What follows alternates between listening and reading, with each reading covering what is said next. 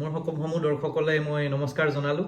আৰু মই আপোনালোকৰ হোষ্ট এডভোকেট ত্ৰিদীপ শৰ্মা পুনৰ আপোনালোকৰ মাজলৈ আহিছোঁ মই এটি নতুন ভিডিঅ' লৈ পেলাই আৰু আজিৰ এই ভিডিঅ'টো এটা বিশেষ ভিডিঅ' আৰু এই ভিডিঅ'টো মই বনাইছোঁ বিশেষকৈ সেইসকল ষ্টুডেণ্টৰ কাৰণে ছাত্ৰ ছাত্ৰীৰ কাৰণে যিসকলে আইন বিষয়ক কেৰিয়াৰ হিচাপে ল'ম বুলি ভাবি আছে আৰু সেইসকল ব্যক্তিৰ কাৰণে যিসকলে স্নাতক বা স্নাতকোত্তৰ ডিগ্ৰী লোৱাৰ পিছত তেওঁলোকে এতিয়ালৈকে কৰ্মসংস্থাপন পোৱা নাই আৰু কৰ্মসংস্থাপনৰ সন্ধানত আছে আজি আশা কৰোঁ এই ভিডিঅ'টোৱে আপোনালোকক নিশ্চয় সহায় কৰিব শেষলৈকে চাব এই ভিডিঅ'টো আৰু জানিব পাৰিব আইন বিষয়ক কেৰিয়াৰ হিচাপে কেনেধৰণে ল'ব পাৰি আৰু কি কি কাম আইন বিষয়ত কৰিব পাৰি গতিকে আপোনালোকে মোৰ এই চেনেলটো ছাবস্ক্ৰাইব কৰিব আৰু বেল আইকনটো প্ৰেছ কৰি পেলাই তাত যিটো অল আছে অলটো টিপি দিব যাতে মোৰ সকলো ধৰণৰ ভিডিঅ' বা সকলো ধৰণৰ ইনফৰমেশ্যন আপোনালোকৰ ওচৰলৈ অতি সহজে যায় আৰু আপোনালোকে নিজে জনাৰ লগতে আনক জনাবৰ বাবে ইয়াৰ ভিডিঅ'টো শ্বেয়াৰ কৰিব আৰু যদি ভিডিঅ'টো ভাল লাগিছে তেতিয়াহ'লে আপোনালোকে লাইক কৰিব গতিকে পলম নকৰি আমি আৰম্ভ কৰোঁ আমাৰ এই ভিডিঅ'টো পোনপ্ৰথমে আপোনালোকক মই জনাওঁ কোনে কোনে ল পঢ়িব পাৰে বা ল পঢ়িবলৈ মিনিমাম ন্যূনতম শিক্ষাগত অৰ্হতা কি থাকিব লাগে এতিয়া আমাৰ ইয়াত অসমত প্ৰচলিত যিটো হায়াৰ ছেকেণ্ডেৰী মানে ক্লাছ 12 পাছ কৰাৰ পিছত সকলো ষ্টুডেণ্টে ল পঢ়িব পাৰে ইয়াত কোনো ষ্ট্ৰীমৰ কথা নাথাকে আৰ্টছ ছায়েন্স কমাৰ্চ যিকোনো ষ্ট্ৰীমৰ পৰা আহি পেলাই ল পঢ়িব পাৰে আৰু ওপৰৰ ফালে আপোনালোকৰ কোনো ধৰণৰ ইয়াত লিমিটেশ্যন নাথাকে স্নাতক পঢ়াজনেও ল পঢ়িব পাৰে স্নাতকোত্তৰ পঢ়াজনেও ল পঢ়িব পাৰে নহ'লে আপুনি যদি চাকৰি কৰি আছে বা কিবা কৰ্মসংস্থাপনত আছে তাৰপিছতো আপুনি ল পঢ়িব পাৰে আৰু ল এটা স্নাতক ডিগ্ৰী আৰু স্নাতকোত্তৰ ডিগ্ৰী দুটা ধৰণৰ থাকে স্নাতক ডিগ্ৰীত আপোনাৰ দুটা ভাগ থাকে এটা হ'ল 3 ইয়াৰ্ছ মানে 3 বছৰীয়া ল আৰু আনটো হ'ল 5 বছৰীয়া ল যিটো ইণ্টিগ্ৰেটেড কোৰ্ছ হয় ক্লাছ 12ৰ পিছত আপুনি যদি পঢ়িম বুলি ভাবিছে ল তেতিয়াহ'লে আপোনালোকে 5 ইয়াৰ্ছটো ইণ্টিগ্ৰেটেড কোৰ্ছটো পঢ়িব লাগিব আৰু স্নাতক হোৱাৰ পিছত যেতিয়া আপোনালোকে পঢ়িব বিচাৰে তেতিয়াহ'লে আপোনালোকে 3 বছৰীয়া কোৰ্ছটো পঢ়িব পাৰে আৰু ইয়াত বিভিন্ন ধৰণৰ ভাগ আছে যেনেকৈ ধৰণৰ আপোনালোকৰ BA LLB BSc LLB BBA LLB তেনেকুৱা ধৰণৰ বিভিন্ন ধৰণৰ ভাগ থাকে চ' আপোনালোকে নিজৰ ইচ্ছা অনুযায়ী নিজৰ চইচ অনুযায়ী আপোনালোকে পচন্দ কৰি ল'ব পাৰে আপুনি কোনটো বিষয়ত পঢ়িব বিচাৰে আৰু এতিয়া হ'ল ক'ত পঢ়িব আমাৰ অসমতে বহুতখন ইনষ্টিটিউট আছে বহুতখন ল কলেজ আছে বহুত ইউনিভাৰ্চিটিৰ আণ্ডাৰত আছে গুৱাহাটী ইউনিভাৰ্চিটিৰ আণ্ডাৰতো আছে আৰু বিভিন্ন ধৰণৰ ইউনিভাৰ্চিটিৰ আণ্ডাৰত আছে গতিকে আপোনালোকে ইয়াত চাৰ্চ কৰিলে বহুতখন ল ইনষ্টিটিউট পাই যাব গভৰ্ণমেণ্ট আৰু প্ৰাইভেট গতিকে গভৰ্ণমেণ্ট ইনষ্টিটিউটত যদি আপোনালোকে পঢ়ে বহুত বেছি খৰচ নহয় অতি কম খৰচৰ ভিতৰতে ল পঢ়িব পাৰি আৰু প্ৰাইভেট ইনষ্টিটিউটত পঢ়িলে তেওঁলোকৰ নিজা যিটো ফিজ থাকে ফিজ লৈ পেলাই আপোনাৰ ল ডিগ্ৰীটো আপোনালোকে কমপ্লিট কৰিব পাৰিব গতিকে এইটো হ'ল আপোনালোকৰ স্নাতক যিটো আপোনালোকে ল স্নাতকত পঢ়িব পাৰে এতিয়া আহিল স্নাতকোত্তৰ যিটো LLM বুলি কয় সেইটো আপোনালোকৰ এটা চইচ কৰি পেলাই যিকেইটা ছাবজেক্ট থাকিব ছাবজেক্টৰ ভিতৰত চইচ কৰি পেলাই আপুনি LLM পঢ়িব পাৰে এইটো LLM পঢ়িলে আপোনালোকৰ তাত এটা বিশেষ বিষয়ৰ ওপৰত মানে আইনৰ বিশেষ বিষয়ৰ ওপৰত আপুনি LLMটো কমপ্লিট কৰিব গতিকে এইটো হ'ল স্নাতকোত্তৰ আপোনালোকৰ ইচ্ছা অনুযায়ী আপোনালোকে স্নাতক বা স্নাতকোত্তৰ পঢ়িব পাৰে আপুনি ল পঢ়িলে ল পঢ়া শেষ হ'ল আপোনাৰ এতিয়া ল পঢ়াৰ পিছত আপুনি কি কাম কৰিব পাৰিব চ' আটাইতকৈ প্ৰথমতে আপুনি যদি চাকৰি কৰিবৰ ইচ্ছা নকৰে বা আপুনি যদি কোনো ধৰণৰ কোম্পানী হওক বা তেনেকুৱা কোনো কৰ্মসংস্থাপনত আপুনি বেলেগৰ তলত কাম কৰিব নিবিচাৰে আপুনি ইণ্ডিপেণ্ডেণ্টলি কৰিব বিচাৰে যেনেকৈ নিজৰ মালিক নিজে হ'ব বিচাৰে তেতিয়াহ'লে আটাইতকৈ ভাল চইচ হ'ল আপোনালোকে ওকালতি কৰিব পাৰে আপুনি যদি ওকালতি কৰে তেতিয়াহ'লে ওকালতিটো আপোনাৰ বিভিন্ন ধৰণৰ ভাগ থাকে যেনেকৈ ধৰক চিভিল ক্ৰিমিনেল এইটোতো আপুনি নিজে চইচ কৰি ল'ব যে চিভিলত কৰিব ক্ৰিমিনেলত কৰিব টেক্সত কৰিব কৰ্পৰেটত কৰিব কিহত কৰিব গতিকে বিভিন্ন ধৰণৰ ভাগ থাকে আপোনালোকে নিজে চইচ কৰি ল'ব পাৰিব আৰু এই বিষয়ত আপুনি জানিব যেতিয়া আপুনি ল পঢ়িব গতিকে ওকালতি কৰিলে আপুনি ইণ্ডিপেণ্ডেণ্ট প্ৰেক্টিচনাৰ হ'ব পাৰে মানে ব্যক্তিগত আপুনি নিজৰ ইচ্ছা স্বাধীনভাৱে আপুনি প্ৰেক্টিচ কৰিব পাৰে গতিকে সেইটো ইণ্ডিপেণ্ডেণ্ট প্ৰেক্টিচ কৰিব পাৰে বোলে নহয় মই গভৰ্ণমেণ্ট প্ৰেক্টিচ কৰিম তেতিয়াহ'লে আপুনি গভৰ্ণমেণ্টৰ আণ্ডাৰত আজিকালি প্ৰজিকিউশ্যনৰ ফালৰ পৰাও থাকে চিভিলত থাকে আপোনাৰ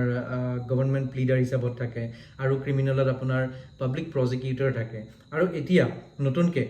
লিগেল এইড ডিফেন্স কাউন্সিল হিচাপতো আপোনাৰ আছে যিটো আগতে LAC আছিল লিগেল এইড কাউন্সিল আছিলে যি ডিফেন্সো চলাইছিলে আৰু প্ৰজিকিউশ্যনো চলাইছিলে এতিয়া লিগেল এইড ডিফেন্স কাউন্সিল থাকে সেইটো আপোনাৰ এটা চাকৰি হয় এইটো কণ্ট্ৰেকচুৱেল হৈ আছে বৰ্তমান গতিকে চাকৰি হয় আৰু PPটো আপোনাৰ বৰ্তমান চাকৰি হয় এই ৰিচেণ্টলি আপোনাৰ ইণ্টাৰভিউ হৈ গ'ল PP, additional PP, assistant PP এইবিলাকৰ অসম গভৰ্ণমেণ্টৰ আণ্ডাৰত। গতিকে আপুনি গভৰ্ণমেণ্ট হিচাপেও আপুনি ওকালতি কৰিব পাৰে আৰু ইণ্ডিপেণ্ডেণ্টলি কৰিব পাৰে। আৰু লগতে আপুনি যদি ভাবা নাই যে আপুনি ইণ্ডিপেণ্ডেণ্টলি কৰিব আৰু এইটো আপুনি ইচ্ছা কৰা নাই যে আপুনি গভৰ্ণমেণ্টৰ আণ্ডাৰত কৰিব, গতিকে আপুনি কেইজনমান এডভকেটৰ লগত লগ লাগি পেলাই বা কেইজনমান মানুহৰ লগত লগ লাগি পেলাই আপুনি ল ফাৰ্ম খুলিব পাৰে। ল ফাৰ্ম খুলিলে আপোনাৰ এটা কোম্পানীৰ নিচিনা হ'ব, সেই ফাৰ্ম এখন হ'ব আৰু সেই ফাৰ্মৰ এটা নাম দি পেলাই সেই নামৰ আণ্ডাৰত আপুনি কাম কৰিব পাৰে। গতিকে ওকালতি প্ৰেক্টিছ কৰোঁতে আপোনাৰ বিভিন্ন ধৰণৰ অপশ্যন আছে আৰু তেনেধৰণে আপুনি কৰিব পাৰে। আৰু যদি আপুনি ওকালতি কৰিব নিবিচাৰে তেতিয়াহ'লে আপুনি কি কৰিব? তেতিয়াহ'লে আপোনাৰ হাতত আছে বিভিন্ন ধৰণৰ মাল্টিনেশ্যনেল কোম্পানী। LPO থাকিলে মাল্টিনেশ্যনেল কোম্পানীবিলাকে ল গ্ৰেজুৱেটক তেওঁলোকৰ কোম্পানীৰ কাম কাজ চোৱাৰ কাৰণে হায়াৰ কৰে আৰু বহুত হেভি চেলাৰীত হায়াৰ কৰে, বহুত ভাল চেলাৰী হয় তেওঁলোকৰ। তাৰ লগতে আপুনি LPOত কাম কৰিব পাৰে। LPOতো আপোনাৰ ডিগনিটি থাকে, আপোনাৰ ভাল চেলাৰী হয়। তাত কিছুমান লিগেল ফ্ৰেমৱৰ্কৰ ৱৰ্ক ফ্ৰেমৱৰ্কৰ ভিতৰত আপোনাৰ কিছুমান লিগেল ৱৰ্ক কৰিব লাগে, লিগেল কাম কৰিব লাগে। গতিকে সেইবিলাক কৰিও আপুনি LPOত জইন কৰিব পাৰে। আমাৰ ভাৰতবৰ্ষতে বহুত ডাঙৰ ডাঙৰ LPO আছে আৰু বহুত ডাঙৰ ডাঙৰ MNC আছে যিবিলাকে বহুত হাই চেলাৰীত এডভকেটবিলাকক বা ল গ্ৰেজুৱেটবিলাকক বা লৰ পষ্ট গ্ৰেজুৱেটবিলাকক হায়াৰ কৰি আছে উইথ হিউজ চেলাৰী। গতিকে আপুনি সেইটো এটা চইচ কৰিব পাৰে। আৰু থাৰ্ড, আপুনি যদি বিচৰা নাই যে আপুনি কোনো MNCত কাম কৰক বা কোনো LPOত কাম কৰক, তেনেকুৱা ধৰণৰ সংস্থাপনত যাব বিচৰা নাই, কিন্তু আপুনি প্ৰাইভেট কিছুমান কোম্পানীত কাম কৰিব বিচাৰিছে, যেনেকৈ ধৰক বেংক হওক, টেলিকম ছেক্টৰ হওক, বিভিন্ন ধৰণৰ। গতিকে আপুনি তেনেধৰণে টেলিকম ছেক্টৰ, বেংক ছেক্টৰ বা তেনেকুৱা ধৰণৰ বিভিন্ন ছেক্টৰতো আপুনি কাম কৰিব পাৰে, কাৰণ চবতে এটা লিগেল চেল থাকে আৰু লিগেল চেলত আপোনাৰ ল গ্ৰেজুৱেট বা এডভকেটকে এপইণ্ট কৰে। তাতো আপোনাৰ ডিগনিটিও আছে আৰু লগতে ভাল চেলাৰিও আছে। গতিকে আপুনি ল পঢ়ি পেলাই আপুনি প্ৰাইভেট ছেক্টৰৰ বিভিন্ন কোম্পানীত জইন কৰিব পাৰে। গতিকে তেনেকুৱা ধৰণৰ এডভাৰটাইজ ওলাই থাকে, আপোনালোকে চাই পেলাই তেনেধৰণে এপ্লাই কৰি আৰু ইণ্টাৰভিউত কোৱালিফাই কৰি পেলাই তেনেকুৱা ধৰণৰ সংস্থাপনো ল'ব পাৰে। আৰু নহয়, আপুনি প্ৰাইভেটত থাকিব বিচৰা নাই, আপুনি MNCও কৰিব বিচৰা নাই, আপুনি ভাবিছে যে আপুনি গভৰ্ণমেণ্ট ছাৰ্ভিচ কৰিব, ফুল ফ্লেজেড ছাৰ্ভিচ, তেতিয়াহ'লে মইতো ক'লোৱে আপোনালোকৰ আজিকালি পাব্লিক প্ৰজিকিউটৰ হ'লেও আপোনাৰ গভৰ্ণমেণ্ট ছাৰ্ভিচ হয় আৰু লিগেল এইড ডিফেন্স কাউন্সিল হ'বলৈ আপোনাৰ গভৰ্ণমেণ্ট ছাৰ্ভিচ হয়। তাৰ উপৰিও যিটো আমাৰ ডিগনিটি থকা, আটাইতকৈ ডিগনিটি থকা এটা চাকৰি আছে আমাৰ ইয়াত, বহুতখিনি ডিগনিটি থাকে, বহুতখিনি ৰেচপেক্ট থাকে আৰু সন্মান আৰু আপোনাৰ ষ্টেটাছ থকা চাকৰি হ'ল, সেইটো হ'ল জুডিচিয়েল ছাৰ্ভিচ। আপুনি জুডিচিয়েল ছাৰ্ভিচত যাব পাৰে। আপুনি মেজিষ্ট্ৰেট হ'ব পাৰে, গ্ৰেড 3 প্ৰথমতে পৰীক্ষা দি পেলাই আপুনি মেজিষ্ট্ৰেট হ'ব পাৰে, নাইবা আপুনি গ্ৰেড 1 পৰীক্ষা দি পেলাই আপুনি জজ হ'ব পাৰে। আৰু প্ৰমোশ্যন লৈ পেলাই আপুনিতো ক'লৈ যাব নোৱাৰে, হাইকোৰ্ট যাব পাৰে, সুপ্ৰিম কোৰ্ট যাব পাৰে। আৰু আপোনালোকে জানে যে ৰাষ্ট্ৰপতিৰ পিছতে সন্মান হ'ল আমাৰ নাগৰিক হিচাপে চিফ জাষ্টিচ অফ ইণ্ডিয়া, যিজন সুপ্ৰিম কোৰ্টৰ চিফ জাষ্টিচ হয় তেখেতৰ। গতিকে এনেকুৱা ধৰণৰ আপোনাৰ ষ্টেটাছ ল পঢ়াৰ পিছত আপোনাৰ আছে আৰু এনেধৰণৰ বিভিন্ন লৰ জ্ঞানৰ পৰা আপুনি বিভিন্ন ধৰণৰ কেৰিয়াৰ বনাব পাৰে। গতিকে আশা কৰোঁ মই আজি আপোনালোকক ল পঢ়ি পেলাই আইন বিষয়ক কেৰিয়াৰ হিচাপে লৈ পেলাই কেনেধৰণে আগবাঢ়িব পাৰি বা কি কি কাম কৰিব পাৰি সেই বিষয়ত বহুতখিনি আজি আপোনালোকৰ লগত আলোচনা কৰিব পাৰিলোঁ। আৰু যদি মোৰ কিবা ৰৈ গৈছে বা আপোনালোকে আৰু বিশেষ কিবা জানিব বিচাৰে তেতিয়াহ'লে মোক কমেণ্ট কৰি পেলাই আপোনালোকে সুধিব পাৰে। আৰু যদি মোৰ এই ভিডিঅ'টো আপোনালোকৰ ভাল লাগিছে তেতিয়াহ'লে আপোনালোকে লাইক কৰিব পাৰে, তেতিয়া